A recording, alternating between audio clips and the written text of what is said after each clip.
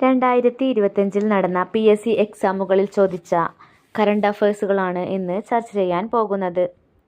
2024 സമാധാനത്തിനുള്ള Nobel പുരസ്കാരം നേടിയ സംഘടന നിഹോൺ ഹിഡാൻക്യു.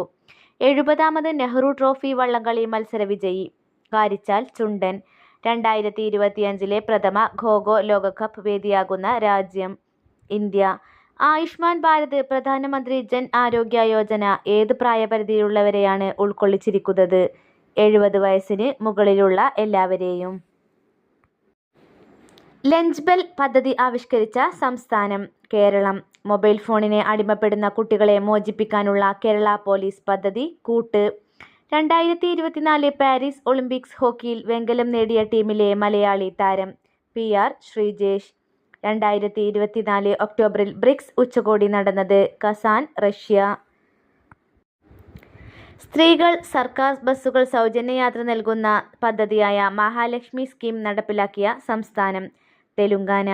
EV രാമസ്വാമി നായ്ക്കർ സ്മാരകം സ്ഥിതി ചെയ്യുന്നത് എവിടെ? വൈക്കം. അന്താരാഷ്ട്ര ചെറുധാന്യ വർഷമായി ആഘോഷിച്ച വർഷം 2023. സർക്കാർ പൊതുജനാരോഗ്യ പദ്ധതിയായ കാരുണ്യ ആരോഗ്യ സുരക്ഷാ പദ്ധതി പ്രകാരം ദരിദ്രരും ദുർബലരുമായ കുടുംബങ്ങൾക്ക് ചികിത്സക്കായി പ്രതിവർഷം അനുവദിച്ചിട്ടുള്ള തുക എത്രയാണ്? 5 ലക്ഷം.